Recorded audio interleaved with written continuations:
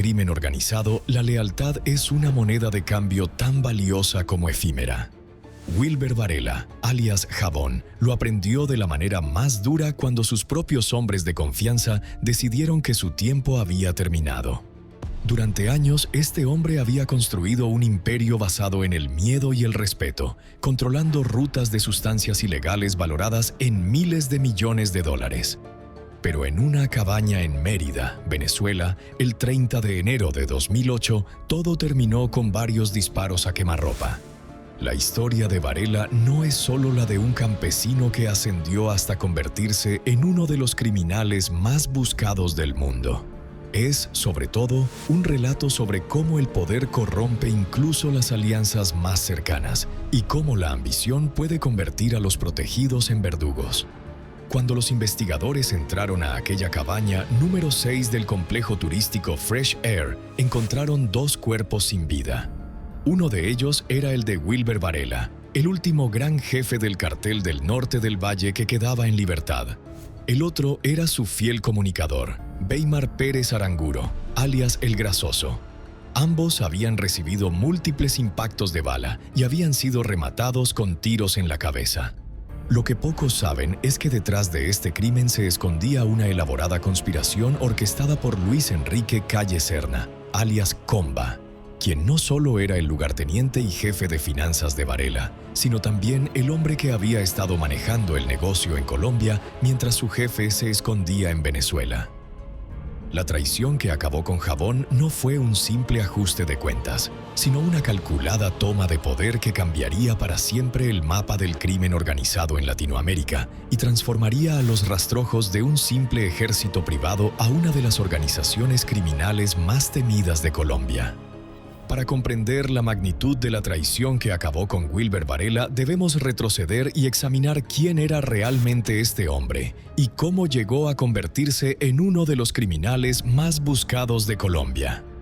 Wilber Alirio Varela Fajardo nació el 6 de noviembre de 1957 en Roldanillo, un pequeño municipio ubicado en el norte del Valle del Cauca, Colombia. De origen humilde, Varela era lo que en Colombia llaman un montañero de pura cepa. Un hombre de campo que, a pesar de la inmensa fortuna que llegaría a acumular, nunca abandonó sus gustos sencillos. Le fascinaban los sancochos de pescado y gallina, el café negro bien caliente, el plátano frito y los huevos revueltos con arepa. También disfrutaba de los lagos de pesca, sus caballerizas, las galleras que poseía y los jardines llenos de flores en cada una de sus propiedades. Emilia Polo, quien lo conoció desde que ambos tenían unos 8 años, lo describía como flacuchento, gruñón, avispado y muy inteligente. Era un niño desgarbado que cultivó el campo desde muy pequeño. Años después, Polo terminaría trabajando como nana para Varela. El carácter de Jabón era complejo. Por un lado, era descrito como un buen patrón y amigo leal, pero por otro, era conocido por su temperamento explosivo. Que no le fueran a hacer algo que no le gustara porque hacía hasta para vender, recordaba Polo. Era padre de 5 hijos, siendo el más conocido Wilber Felipe Varela Camacho, quien se hacía llamar Andrés Felipe, y que sería asesinado en marzo de 2009 en la vía que comunica Armenia con Pereira. A diferencia de otros grandes capos, Varela mantuvo un perfil bajo durante toda su carrera criminal. Comenzó en los niveles más bajos, ejecutando tareas violentas como el cobro de deudas y ajustes de cuentas. A principios de la década de 1990, trabajó brevemente en los laboratorios de Andrés López López, alias Florecita, antes de conocer a los hermanos Rodríguez Orejuela, líderes del cartel de Cali, convirtiéndose eventualmente en su jefe de seguridad. Aunque Varela afirmaba haber sido sargento de la Policía Nacional, por lo que también era conocido como El Cabo, nunca se encontraron documentos oficiales que confirmarán este dato. Según las investigaciones, simplemente había falsificado documentos para respaldar esta historia. Mientras trabajaba para los Rodríguez Orejuela, Varela entró en contacto con Orlando Henao Montoya, el hombre del overol, otro importante capo que más tarde se separaría del cartel de Cali para formar parte del cartel del norte del Valle. Esta alianza marcaría el inicio de la etapa más poderosa de Varela en el mundo criminal. El Cartel del Norte del Valle surgió como una facción del Cartel de Cali y operaba, como su nombre indica, en el norte del departamento del Valle del Cauca. Su época de esplendor comenzó en la década de 1990, aprovechando el vacío dejado por la muerte de Pablo Escobar en 1993 y la posterior captura de los hermanos Rodríguez Orejuela en 1995. Varela se ganó la confianza de Henao Montoya y se convirtió en su mano derecha, encargándose del ala sicarial del cartel. Sin embargo, en 1997, la situación cambió drásticamente cuando Henao Montoya decidió entregarse a las autoridades para negociar su situación judicial y evitar la extradición a Estados Unidos. A pesar de estar encarcelado, Henao Montoya seguía dirigiendo el cartel desde prisión, confiando en Varela para las operaciones en el exterior. Pero el destino tenía otros planes. Una guerra entre el Cartel del Norte del Valle y el Clan Herrera, liderado por Helmer Herrera alias Pacho Herrera, antiguo miembro del Cartel de Cali, desencadenaría una serie de eventos sangrientos. El 15 de marzo de 1998, sicarios presuntamente bajo órdenes de Pacho Herrera atacaron la caravana donde se movilizaba Wilber Varela cerca del aeropuerto de Cali. Aunque el ataque no fue letal, Varela juró venganza. Inicialmente, Henao Montoya se negó a autorizar represalias, pero cambió de opinión al enterarse de que Herrera estaba colaborando con la DEA. El 5 de noviembre de 1998, un sicario enviado por Varela y Henao Montoya ingresó a la cárcel de Palmira y asesinó a Pacho Herrera durante un partido de fútbol. En represalia, el 13 de noviembre del mismo año, José Manuel Herrera, alias El Inválido, hermano de Pacho, asesinó a Orlando Henao Montoya en la cárcel La Picota de Bogotá. Con la muerte de Henao Montoya, el Cartel del Norte del Valle se reorganizó alrededor de Wilber Varela, quien contó con el apoyo de Lorena Henao Montoya, hermana del fallecido líder. Bajo el mando de Varela, el cartel se consolidó como una de las organizaciones criminales más poderosas de Colombia. Sin embargo, la paranoia y la desconfianza comenzaron a permear la estructura interna del cartel. La posibilidad de extradición a Estados Unidos generó un clima de sospecha permanente, dificultando la formación de alianzas incluso dentro de la misma organización. Fue entonces cuando el cartel comenzó a fracturarse. Varela y sus aliados fueron desafiados por una facción interna liderada por Diego Montoya Sánchez, alias Don Diego. Las tensiones llegaron a un punto crítico cuando aliados de Don Diego comenzaron a colaborar con la DEA. El conflicto estalló abiertamente cuando Varela ordenó la eliminación de Miguel Solano, un aliado de Don Diego que estaba delatando a miembros del cartel. Don Diego, quien desconocía las delaciones de Solano, tomó represalias, iniciando una guerra a gran escala entre ambas facciones. Varela formó su propio ejército privado, conocido como Los Rastrojos, mientras Don Diego creó Los Machos. Esta división condujo a una disputa sangrienta que se cobró aproximadamente 1000 vidas entre 2003 y 2004, afectando no solo a los criminales, sino también a la población civil inocente. La huida de Wilber Varela a Venezuela en 2004 marcó un punto de inflexión en la historia del Cartel del Norte del Valle. Mientras Jabón se escondía en el país vecino, las dinámicas de poder dentro de su organización comenzaron a transformarse silenciosamente, sentando las bases para la traición que eventualmente le costaría la vida. Venezuela no era simplemente un escondite para Varela, era un territorio estratégico que conocía bien. Desde mediados de los años 90, cuando aún era parte de la estructura de los hermanos Rodríguez Orejuela, Jabón había comenzado a establecer contactos con autoridades venezolanas, negociando simultáneamente con guerrillas y paramilitares en Colombia. Esta red de complicidad le permitiría años después moverse con relativa libertad por territorio venezolano. Su llegada a Caracas a mediados de 2004 no fue casualidad. Informes de inteligencia revelan que Varela había logrado establecer conexiones con altos funcionarios del gobierno venezolano y miembros de las Fuerzas Armadas. Uno de sus principales protectores era el general Hugo Armando Carvajal Barrios, alias El Pollo, entonces comandante de la Dirección General de Inteligencia Militar, DGIM de Venezuela. Según investigaciones posteriores, Carvajal había dado instrucciones a oficiales de la Guardia Nacional, el Ejército y la DICIP, Policía Política Venezolana, para brindar protección a Varela.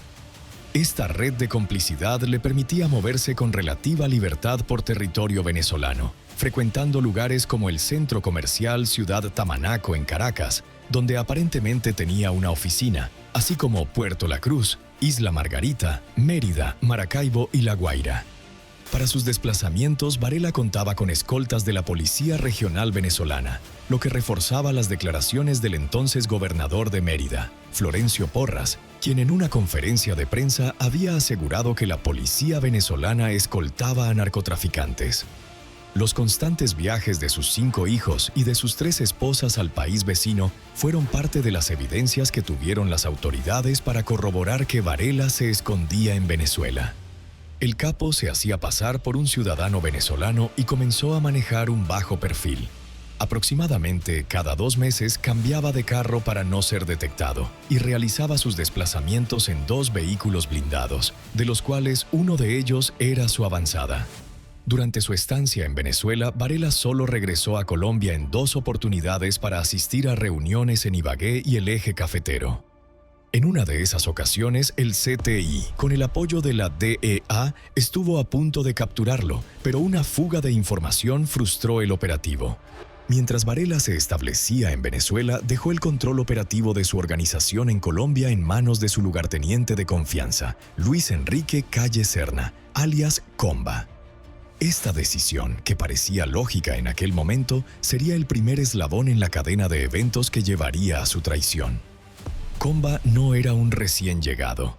Oriundo de Santa Mónica, Casanare se había ganado la confianza de Varela gracias a su eficacia y lealtad.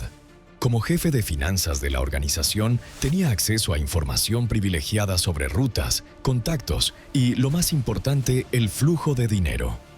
La ausencia física de Varela en Colombia creó un vacío de poder que Comba comenzó a llenar gradualmente.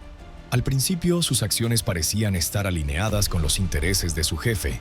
Sin embargo, con el tiempo, él y sus hermanos, particularmente Javier Antonio y Juan Carlos Calle Serna, comenzaron a operar de manera cada vez más independiente. Establecieron su centro de operaciones en Corinto, Cauca y Tumaco, Nariño, donde, según informes de inteligencia, producían aproximadamente 500 kilogramos semanales de sustancias ilegales que comercializaban fuera de la estructura oficial de Varela.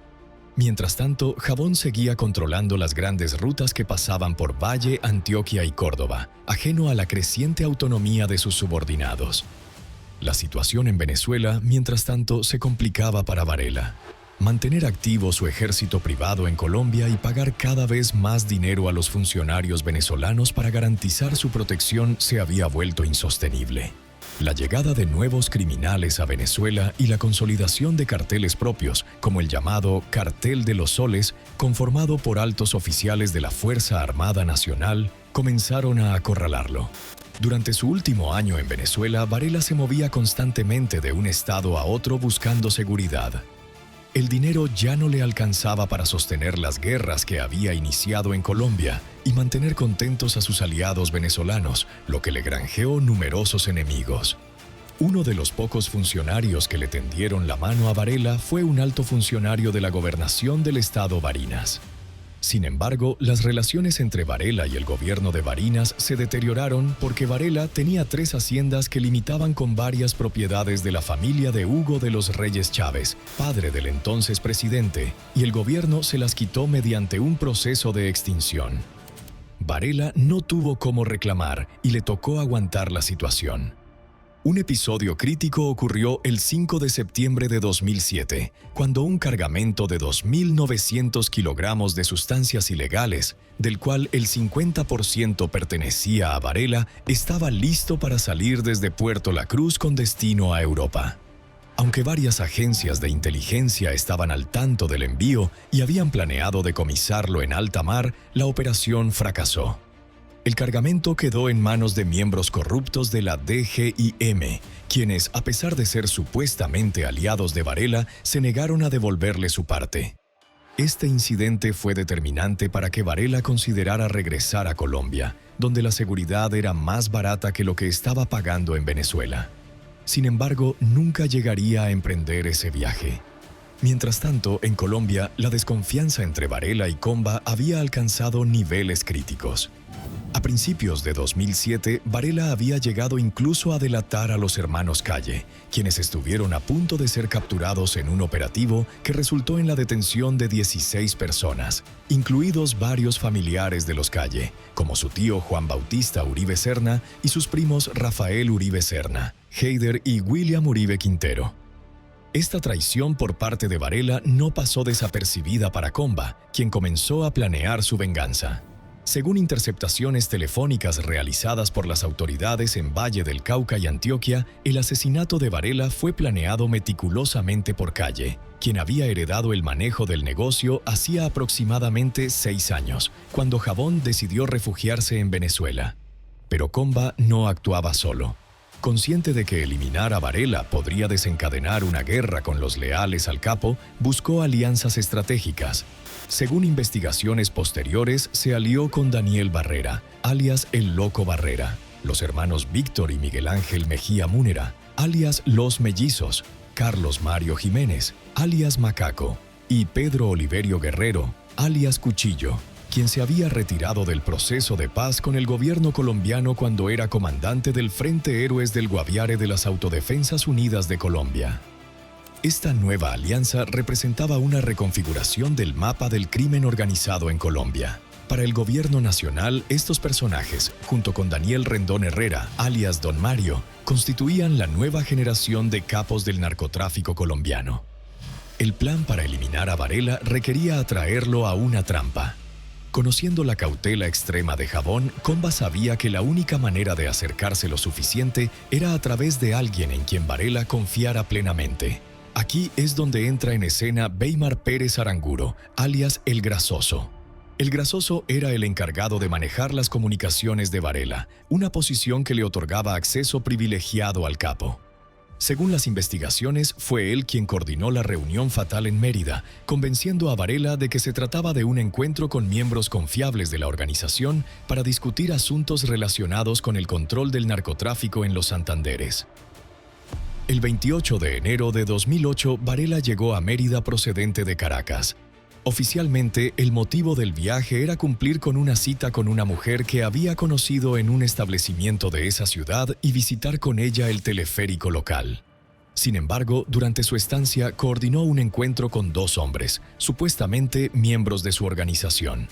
La reunión se realizó el 30 de enero en la cabaña número 6 del complejo turístico Fresh Air. Confiando plenamente en quienes lo habían citado, Varela y El Grasoso acudieron sin armas ni teléfonos celulares, ya que se trataba de una reunión informal con personas de confianza. Lo que ocurrió dentro de esa cabaña ha sido reconstruido a partir de la escena del crimen. En medio de la discusión, los asesinos sacaron sus armas y dispararon múltiples veces contra Varela y El Grasoso.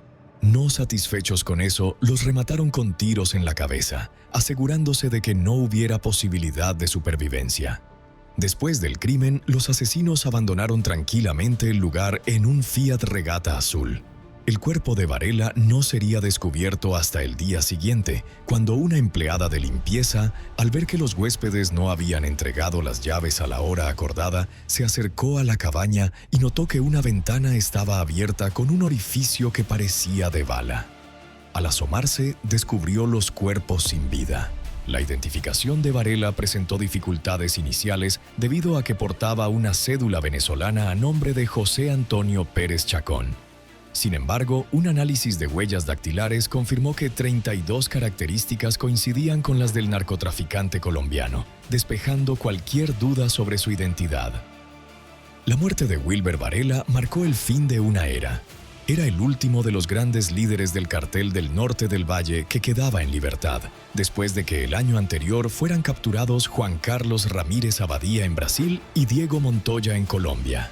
Con la eliminación de Jabón, Comba asumió oficialmente el control de los rastrojos, transformándolos de un simple ejército privado a una de las organizaciones criminales más poderosas de Colombia. La traición había dado sus frutos, al menos temporalmente. Sin embargo, las consecuencias de este acto de traición serían de largo alcance. La muerte de Varela desencadenó una nueva ola de violencia en Colombia, mientras diferentes facciones luchaban por llenar el vacío dejado por el capo.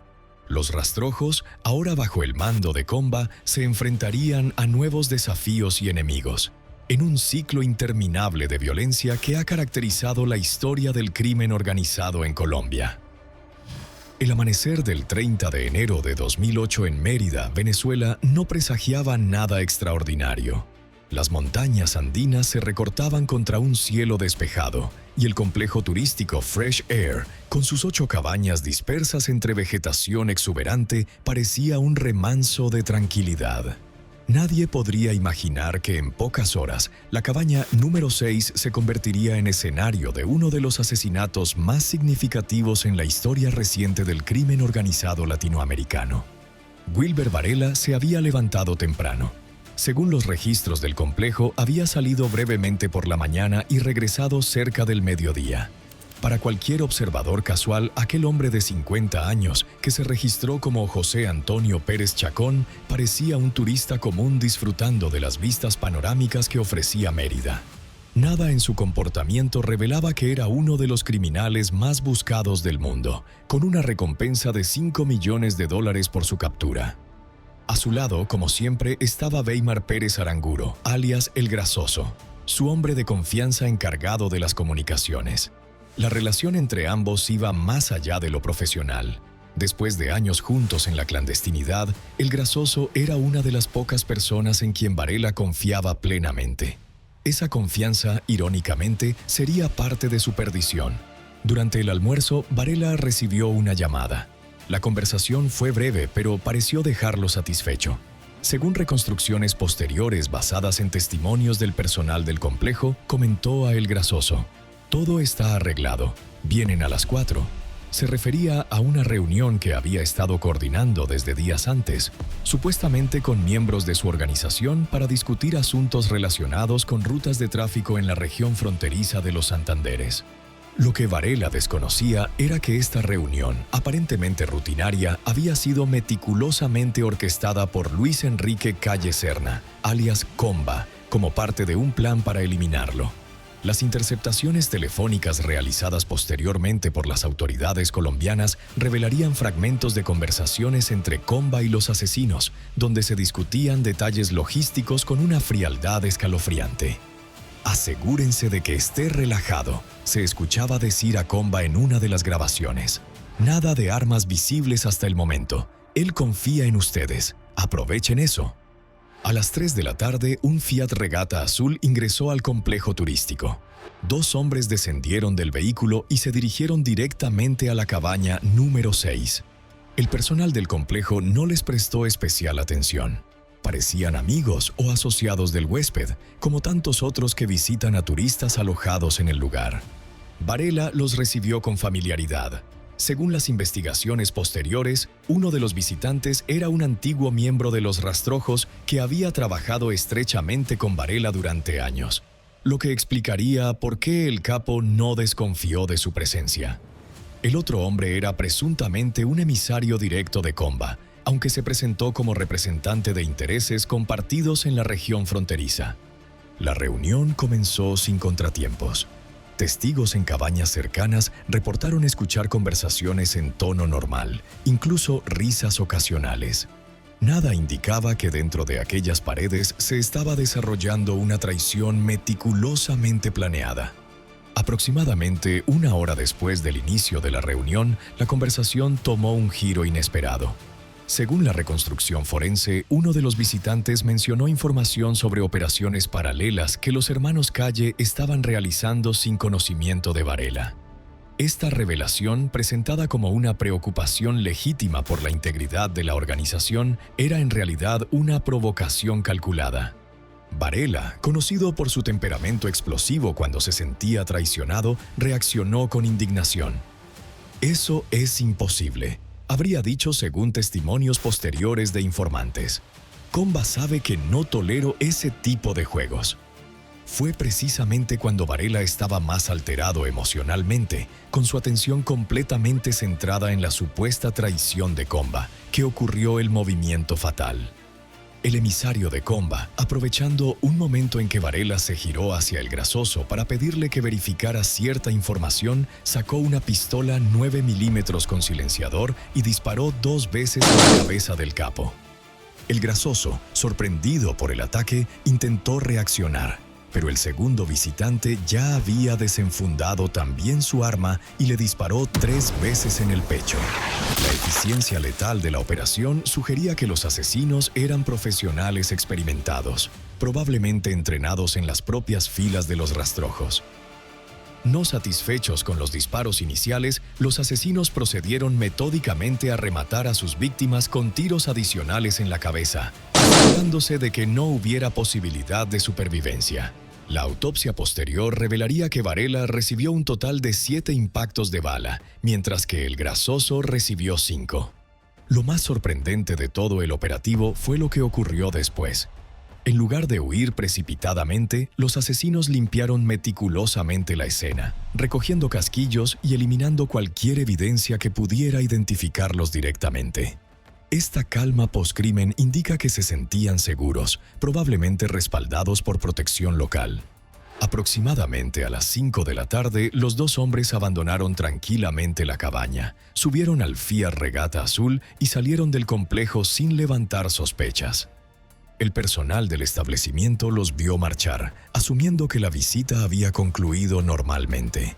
Nadie imaginaba que dentro de la cabaña yacían los cuerpos sin vida de uno de los narcotraficantes más buscados del mundo y su asistente de confianza. Los cuerpos no serían descubiertos hasta el día siguiente, cuando una empleada de limpieza, preocupada porque los huéspedes no habían entregado las llaves a la hora acordada del check-out, se acercó a la cabaña. Al notar una ventana abierta con un orificio que parecía de bala, la mujer se asomó y vislumbró los cuerpos ensangrentados en el suelo. Su grito de horror alertó a Daniel Rosales, propietario del complejo, quien inmediatamente llamó a las autoridades.